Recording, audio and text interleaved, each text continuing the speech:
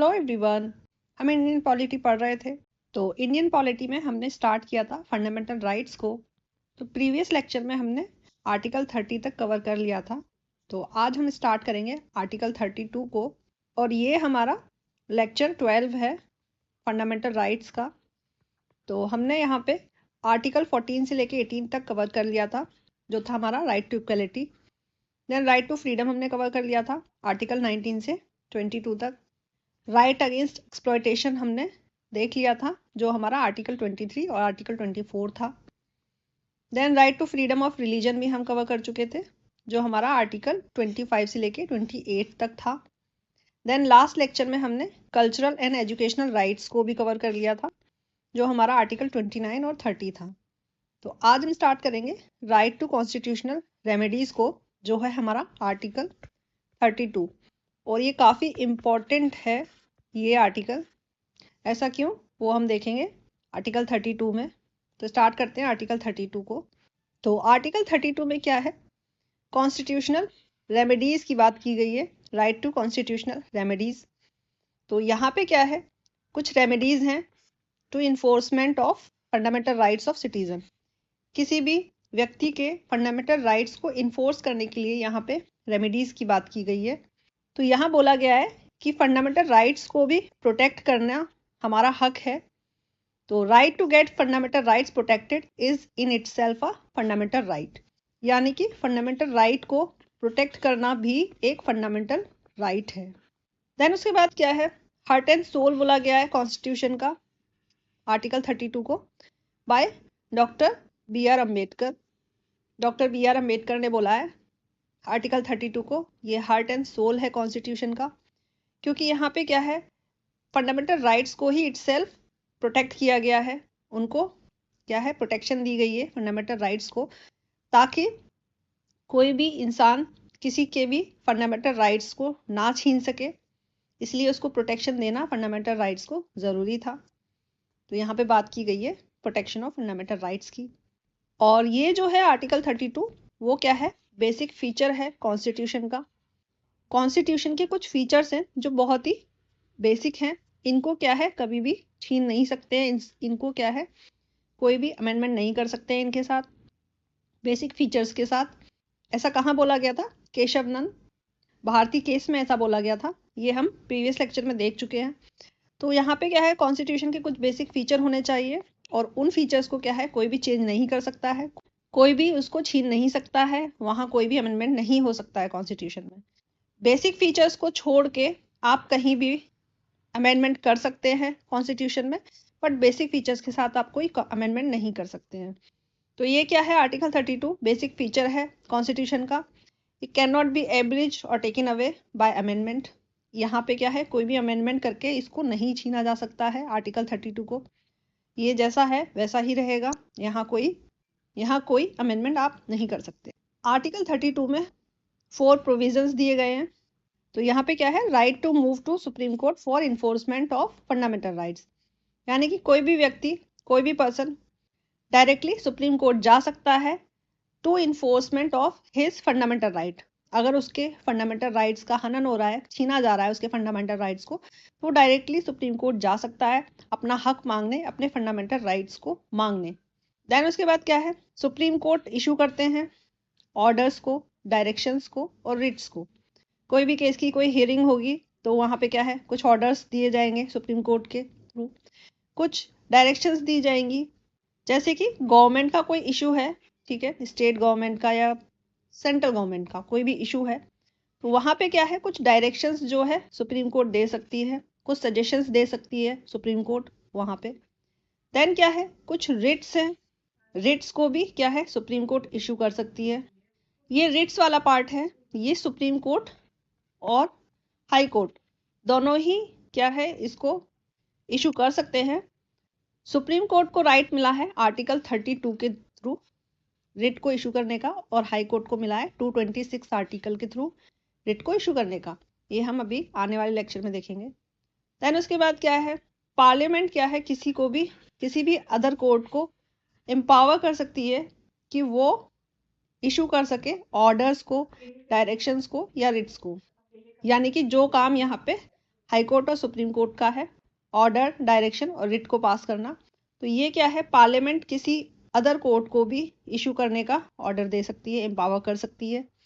और यहाँ पे क्या है, हाई कोर्ट को इंक्लूड नहीं किया गया है क्योंकि हाई कोर्ट को तो पहले से ही रिट्स को इशू करने का क्या है, राइट मिला हुआ है, राइट दिया गया है अकॉर्डिंग टू आर्टिकल 226। तो यहाँ पे हाई कोर्ट को छोड़ के बाकी सभी कोर्ट के बारे में बात की गई है। किसी को भी क्या है, पार्लियामेंट एम्पावर कर सकती है to issue any order, direction, writs. Then उसके बाद क्या है, right to move supreme court not suspended except provided for by constitution. अगर आपका कोई फंडामेंटल राइट हनन हो रहा है, कोई भी टेकन अवे हो रहा है, यानी कि आपका फंडामेंटल राइट्स कोई छीना जा रहा है, तो आप सीधा सुप्रीम कोर्ट जा सकते हैं। एक्सेप्ट, वहां पे भी एक कंडीशन है। तो वो कौन सी कंडीशन है, नेशनल इमरजेंसी। जब हमारा नेशनल इमरजेंसी आती है तो तब क्या है, नेशनल इमरजेंसी में क्या है, फंडामेंटल राइट्स को सस्पेंड कर दिया जाता है। ठीक है, सस्पेंडेड कर दिया जाता है फंडामेंटल राइट्स को। एक्सेप्ट आर्टिकल 21, आर्टिकल 21 को नहीं सस्पेंड किया जाता है। ये है राइट टू लाइफ। तो फंडामेंटल राइट्स को क्या है, सस्पेंड कर दिया जाता है बाय प्रेसिडेंट। प्रेसिडेंट को ही ये हक है फंडामेंटल राइट्स को सस्पेंड करने का ड्यूरिंग नेशनल इमरजेंसी। और ये क्या है, हमारा आर्टिकल 359 में लिखा गया है ऐसा। तो इस कंडीशन में क्या है, अगर नेशनल इमरजेंसी हमारे देश में लागू की गई है तो हम क्या है, अपने फंडामेंटल राइट्स को इन्फोर्स करने के लिए किसी भी कोर्ट में नहीं जा सकते हैं, सुप्रीम कोर्ट में नहीं जा सकते हैं। तो ये क्या है, 4 प्रोविजंस थे अंडर आर्टिकल 32। देन उसके बाद क्या है, सुप्रीम कोर्ट को डिफेंडर बोला गया है और गारंटर बोला गया है फंडामेंटल राइट्स का। यानी कि फंडामेंटल राइट्स को डिफेंड करने का और उसको गारंटी करने का जो हक है वो सुप्रीम कोर्ट को दिया गया है। सुप्रीम कोर्ट क्या है, हमारे फंडामेंटल राइट्स को डिफेंड करते हैं। क्योंकि अगर हमारे फंडामेंटल राइट्स का हनन हो रहा है, हमारे फंडामेंटल राइट्स क्या है, छीने जा रहे हैं, तो हम डायरेक्टली क्या है, सुप्रीम कोर्ट जा सकते हैं। तो इसलिए क्या है, सुप्रीम कोर्ट को डिफेंडर बोला गया है, गारंटर बोला गया है हमारे फंडामेंटल राइट्स का। और सुप्रीम कोर्ट को क्या है, यहाँ पे ओरिजिनल और वाइड पावर, इस पर्पस के लिए, डिफेंड करने के लिए, गारंटी करने के लिए फंडामेंटल राइट्स को ओरिजिनल और वाइड पावर, ये इस तरह की पावर दी गई है।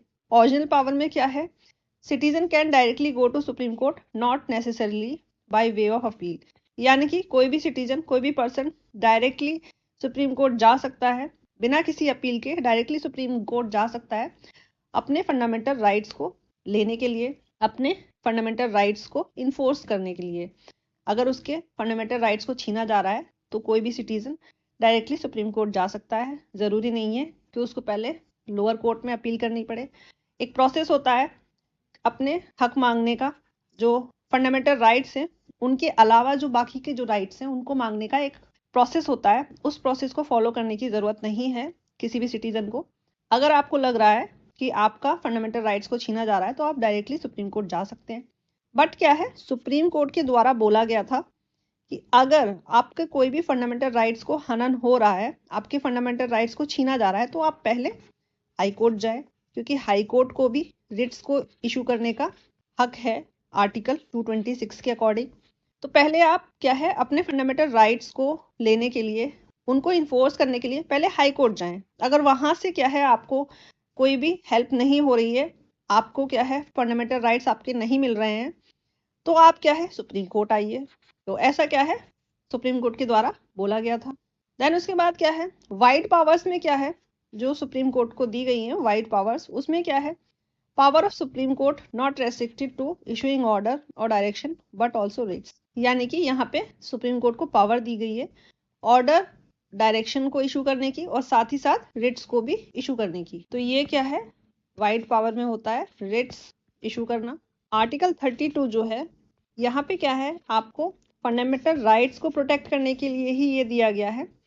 अदर जो हमारे राइट्स हैं वो इसके थ्रू प्रोटेक्ट नहीं होते हैं। यहाँ पे उनकी प्रोटेक्शन की बात नहीं की गई है, हमें यहाँ पे आर्टिकल 32 की ही बात की गई है। देन उसके बाद क्या है, एक टर्म आता है साइन क्वेनन। साइन क्वेनन इसका मतलब होता है इसेंशियल कंडीशन।